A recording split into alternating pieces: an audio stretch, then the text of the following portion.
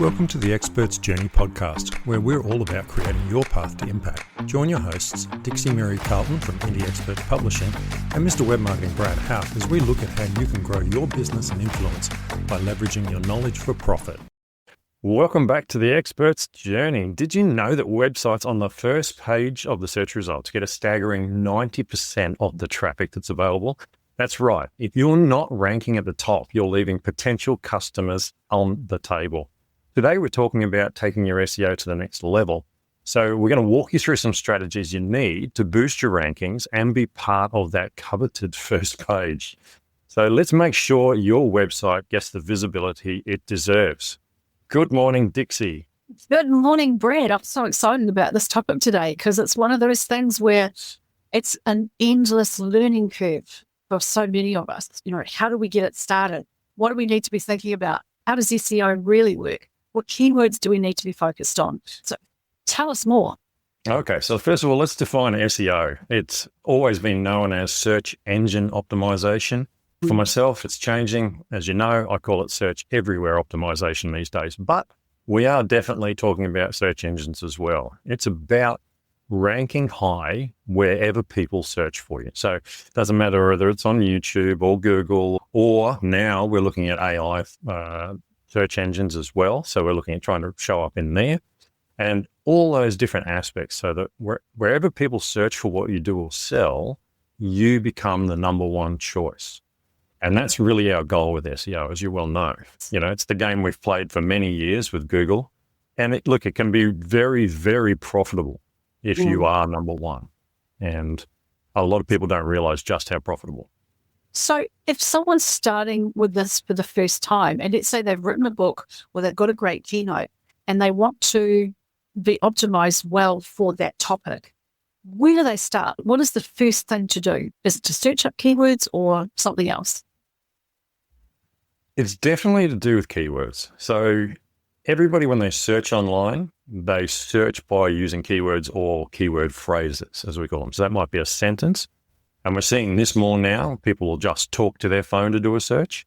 And so, find me someone who does plumbing in my local area. Or alternatively, they sit down and they type plumber near me. So when it comes to working with books and that, we're looking at the topic you're talking about. So if you take my book about leading through change, it might be change management leadership or leadership in change. We're looking at those phrases that are built around there that people might search for if they're searching for what it is you want to show up for. The biggest problem people have is they try to attack the biggest phrases. So they think because they're talking about leadership that they need to be number one for leadership. And the chances of that happening are very, very, very, very minute. Very, very tiny. Worldwide, because there's so many millions and billions and trillions of pages online now. So you need to get specific. You need to target by your niche. You need to target down by country if necessary, or even area. It really depends on who and where you're targeting people. But keywords is the absolute starting point, understanding what it is that you need to be number one for. Okay. So once you know what your primary topic is, and then you expand that into a niched part of that, which is what I know we've talked about in the past. You can't just, be a leadership guru. You have to be a leadership guru of people who are working within a specific area of leadership, for example. So once you've identified your niche, do you then work on your keywords being all about that niche, or do you target it in a different way? Walk me through really how to identify those keywords. So the key thing is doing the research in regard to your specific keywords. The wider you go, like the more generalistic your keyword, the harder it is to rank. And this is something that people find really, really difficult to do. They want to be there for everything. And it just doesn't work that way. Maybe over a period of time that's feasible. But to say be number one in Australia or New Zealand might be relatively easy, but to be number one worldwide might be much harder. So what you're looking at is creating content around that major phrase and variations of that phrase and what we call long tail keywords. So long tail keywords are where we have longer versions of things. To give you an example, if we take cars, when we go to buy a car, we do a search for cars first up. And then we look at the cars and we go, well, actually, the Toyota hybrid cars. And eventually you go, well, I want a little tiny car. So which models are tiny? And you go, oh, the Corolla. So now you've got a longer phrase, but more specific. And Yes. so we're looking for those long tail phrases, as we call them, as well as hybrid car, which would be kind of in that area would be your top phrase. So from an author or speaker's perspective, you're looking at that specific area, that lane that you talk about. We talk about people being in a lane and making sure you're focused in on which topic is so people can book you because they understand what it is you talk about. Well, the same thing applies to search engines. So one of the things that I notice when I'm doing an upload to Amazon, for example, for a book, we have a section in Amazon where you can put in 7 keywords, and those 7 keywords don't have to all be an exact sentence. So, for example, if I was doing a book on change management, I might do a keyword string in one of those 7 that is change management HR companies, or change management large organizations, or change management government enterprise. So I might not have those things necessarily as part of what would make a sentence, but they are all words that specifically might be in what someone would put in if they were saying, I want change management information for corporates. Absolutely. And what you'll see is these are the long tail phrases that we refer to. And where you'll see these used on websites is where people write a page about change management for HR companies or change management for large organizations. And you actually write content specifically targeting that and talking to them and trying to show up for that phrase. And this is a really powerful technique, and we call it siloing. We take this phrase and then we work out the variations of that. And using tools like Answer the Public, you can actually do a search for that and find all the questions people are asking regarding to, change management for HR, change management for scout groups, change management for small organization or small business. Yeah. And you create your content around that. And I love Answer the Public as a means of identifying what variations of keywords there are that you can be using, because it really makes you think outside the box. And it's a brilliant tool. I think it's free, or there's a free version. Yeah, there's a basic free membership, or you can get a paid membership. Yeah. But anyone who's starting out with keywords in SEO needs to know about Answer the Public. But I think the point really too is that it's not always a succinct set of words that always fit together in a sentence the way you expect them or look at them. Sometimes it's a combination. And when you're putting keywords into content, as you say, in a blog post or an article, you have to still remember that it's the combination of the entire use of the keywords throughout the whole article, not necessarily how they fit into sentences. Because I know a few years ago, people used to get pinged in negative ways for trying to just embed keywords within something, and it made the content read poorly. So a lot of people are still trying to do that, and it's a really bad idea. So I'm glad we've clarified. Keyword spamming is definitely not the way to go. Look, you've got to understand that the search engines use AI to read the content, and the AI is very advanced, as we well know from looking at ChatGPT. And so it's evaluating your content like a human would. And it's looking at how you've used the words, what the content's about, if it reads like an actual article rather than just being a series of useless content, if you like to look at it that way. And then it applies an algorithm to that. And then based on the algorithms is where you will end up ranking. And of course, there's thousands of factors to these algorithms they use. But the key thing I think for everybody to understand is that if you're going to produce content from an SEO perspective, and quite frankly, every piece of content you produce should be produced from an SEO perspective because it's going to be picked up by search engines. Doesn't matter whether it's video, post, no matter what you're doing, you need to be producing quality content. You can create sites full of spam content, and they will rank, but they can be dropped by Google really quickly because the low quality content means that they actually get written off. So that, techniques like that do work. There is a whole pile of tricks that can be used. But my advice is, please do not do that on your main website. That's something you can play with on another domain. That way, if it gets penalized, you're right. Absolutely. And the other thing to remember is that if you get people visiting your website because their website's ranked well for SEO because of that use of keywords, when someone gets there, they still want to have a good human experience with the content that they're reading. And if they find that it's not easy to read, if it's not well curated or brilliantly edited content, they're going to leave anyway. So you've defeated the whole point of, ranking up it, highly anyway. So good advice, thanks to the whole thing.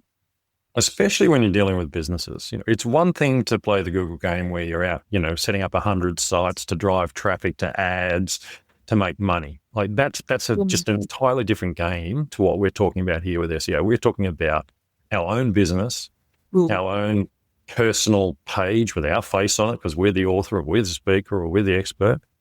And you don't want to damage that because you could spend years doing it. And then once you get dropped by Google, you are dropped. And I mean, dead. I have one site that was a brilliant site. It was number one in the world and it got damaged and it got dropped by Google and it has never, ever ranked again. Like it's permanent damage done. So please, it's okay to produce good content, but don't play games on your main site. And I just want to say, in that same line of thinking, if you try to spam or game your keyword use for your particular presentation or your book, you've got the same issue where if someone says, oh, I want to rank really well with my book as a leadership book, but it's actually about HR, then people are going to very quickly realize that they are looking at the wrong book, that they have been gamed into clicking on something which is completely irrelevant to them. So therefore, you will also get bad reviews from Amazon, for example, for having tried to do that. And you don't want bad reviews either. I clicked on this link because I thought this was a great HR book, but it was actually a leadership book, or vice versa. So you really have to be thinking straight up common sense prevailing throughout this whole process. And it's so true because the same principle actually applies to Google. One of the things that they look at is how long a person spends on that page before they come back to Google. It's called bounce.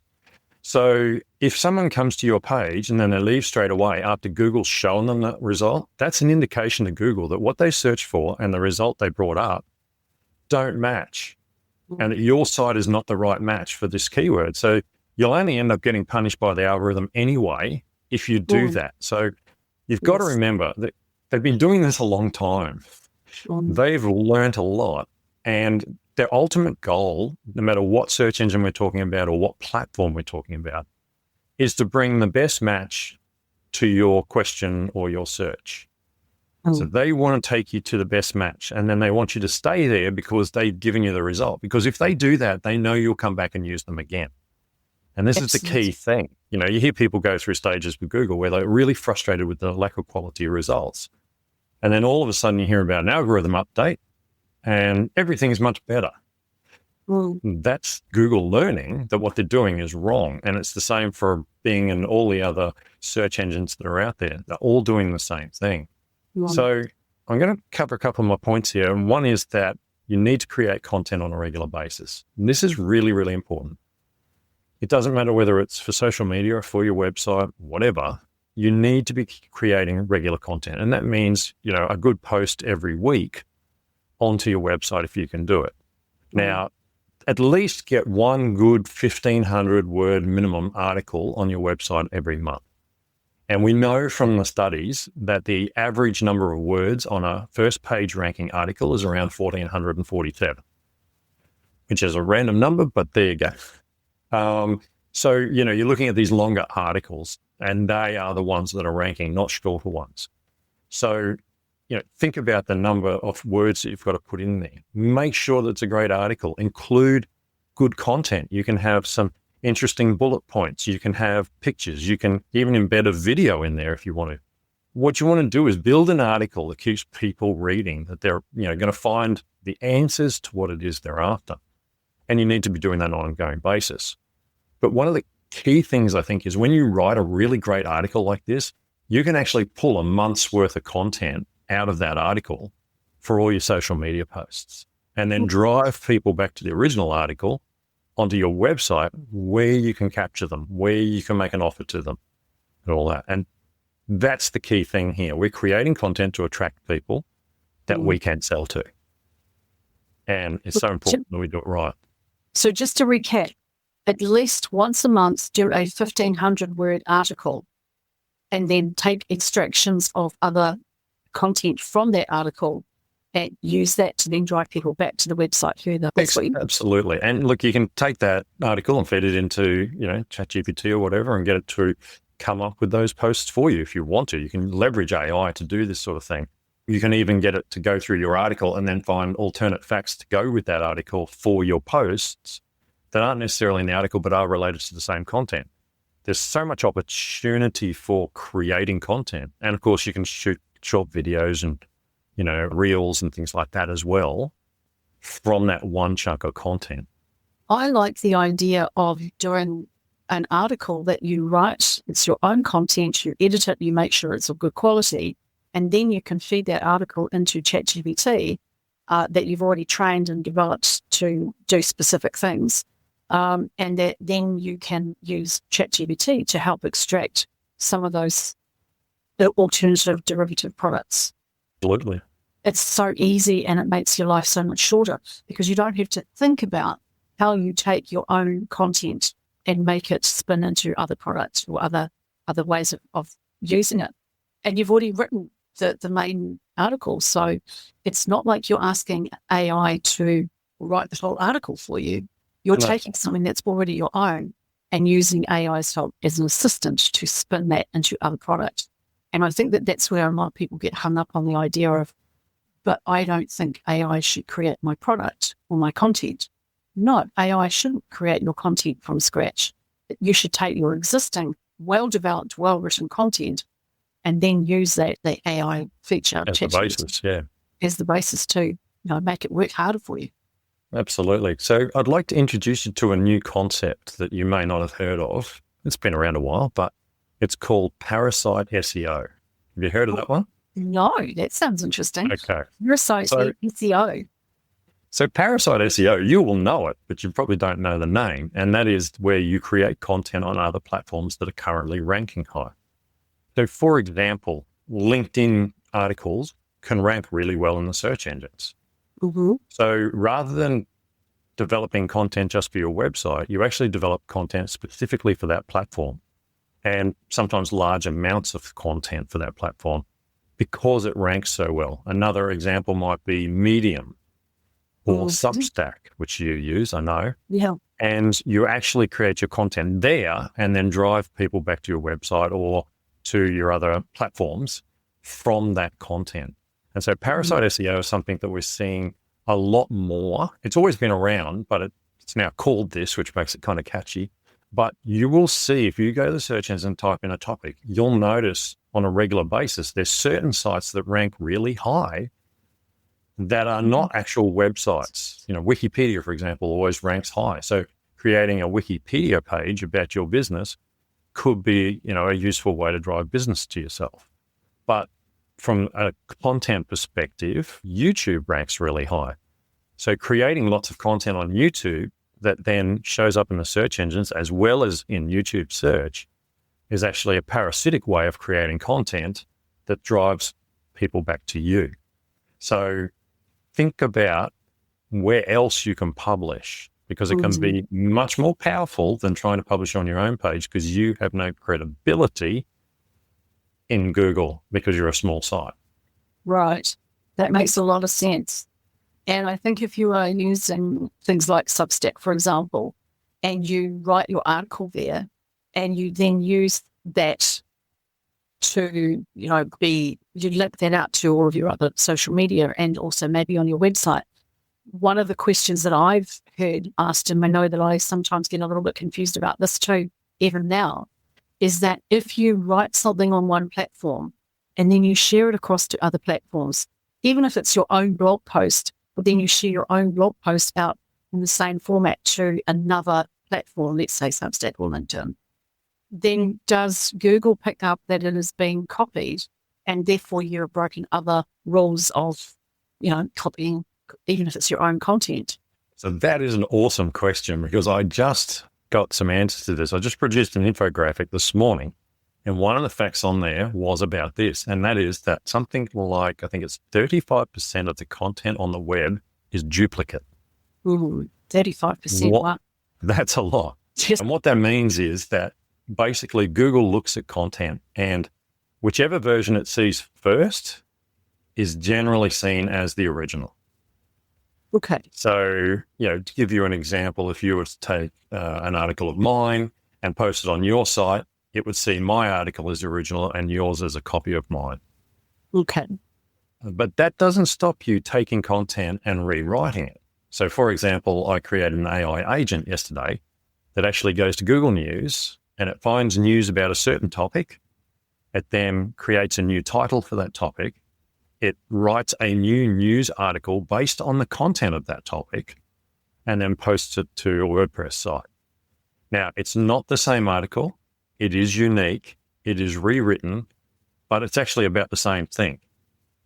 So that's one thing you can do to get around this duplicate content, because it is a unique article, but same content. Well, that brings up an interesting point, though, because if let's say, for example, you are getting your AI bot to look at someone else's article and then take it and rework it for your website, where is the ethical line there in that? There is no ethical lines. The ethical lines were thrown out with the bathwater many, many years ago. I think the real key thing is, does it help you or hinder you? Are people going to see it and recognize it as someone else's work? Does it really help you move forward as a business owner? So, for example, if you use Blogify, you can actually paste someone's link in there. It will go and read that and it will rewrite that complete article. And the new article is nothing like the original, except for, I should say, the fact that it's the same basic content and topic, but if you looked at the two side by side, they don't look like the same article, but they're about the same topics, probably the best way to put it. So there's plenty of tools that are already doing this. Wow. And I think it's useful in some ways. I look at it as curation. So, we've talked about this many times in the past, but as experts, we curate information all the time. And then when we talk, we refer to people, we say, oh, Simon Sinek said this. That's us curating information and then giving it to someone else so that they don't have to go and find that information. Yeah. Now, there's a couple of ways of doing that. You can reference the article and then write your comments on that, or you can rewrite the content and say, this is my spin on that. Now, you can use AI to do that as well, but you can personally rewrite that content. So it's kind of a hard one, but realistically, it goes on all the time. News organizations do it every single day, and we don't even bat an eyelid at it. But they do not release the news, and they do not make the news. They get the news from someone else generally, and they publish it. That's a really good point. And I think too, though, and it bears repeating, that if you are going to do that and you're going to put it into AI or ChatGPT, let's say, and ask it to rewrite an article from somebody else, if you have already trained your own AI to write in your style and you give it the right prompts, and this comes back to how well do you prompt and educate your own AI usage as an assistant, then it's a lot easier to get your own voice into that article. And I think you still need to stick to your own general topic. So say, for example, you're going to write about, or let's say I was going to write about leadership in relation to running towards the flames because I saw an article of yours that I thought was really great, and I wanted to write an article about that. I would have to take that and say, please, AI, write this in my style, demonstrating this point as it relates to publishing. for example, to make it relevant to my topic and then still give credit to where the original article came from, perhaps. Absolutely. Yeah. Yeah, it does make sense. It's about thinking about how you use other people's information. And also, if you do use their information, put the reference in there so people can follow back to the original article if necessary, or if they feel the need to. Again, it's a boundary you have to decide for yourself. And I think it's a very, very see-through, transparent boundary these days. Again, it comes down to your own ethics and how you're using the content. Yeah. So I think if I'm not deliberately stealing someone's content directly and republishing it as my own, if I'm putting my own spin on it or my own thoughts on it, I think that's reasonable. The other thing is too, everything we do has an SEO basis. Yeah. If we are publishing on the web, we have to understand that everything you should be thinking about SEO. Even if it's just the subtle aspect of making sure that you're mentioning your keyword or you're staying within a keyword phrase group. So everything you might be talking about, say, is, about SEO, okay? But every post you put out needs to be about SEO. Don't start talking about email marketing. Because every time you do that, you do water down your SEO. You're trying to keep all your content that you push out, whether it's on social media or on Facebook, that is social media, on social media or on your blog, is all tied together, because the minute you start talking about mixed topics, you water down your website and your content. And this is what I see businesses do a lot. So when I do the SEO on people's businesses' websites, I go through all the articles, and the first thing I'm looking for is, are they across a huge range of topics, or do they look like they fit together as a collection? And if they're across a huge range, sometimes I've got to break them up into silos. So I've got SEO and I've got email marketing and I've got building websites or something, 3 different silos of information or whatever. But often one of the first things I have to teach people is to stay in their lane when they're producing content, because if you don't, Google can't decide that your site is the expert site on that topic. So therefore, they're less likely, and same with all the other search engines, less likely to move you up the search engines, because your content's just, like mud on a wall. Great point. Yeah. Very good point. It's a great way to finish this particular discussion, I think, because I think we could continue to go down many, many parts of this. And I think what we should do is come back to this topic and do more podcast episodes on this, because it is an area where conversations are happening everywhere. People are confused. And the more we can shed light on some of this and how it works, that's what we're here for, right? Absolutely. So look, everyone, thanks for listening to The Expert's Journey today. Remember, SEO is search everywhere optimization. Make it part of everything you create. Stay consistent, use platforms that rank, and let AI handle some of the heavy lifting for you. And if you're experimenting, remember, keep it off your main site and use a separate website. Dixie and I would love to hear your thoughts about what you've heard today. So feel free to contact us or put a comment under the blog. If you like this episode about SEO, be sure to like, subscribe, and share this post with everyone. If you need help writing a book, see Dixie at indieexpertspublishing.com. And if you want help with AI SEO, please book a free chat with me at mrwebmarketing.com. We appreciate you tuning in, and we look forward to having you with us again soon. Thanks, Brad. Talk soon, everyone.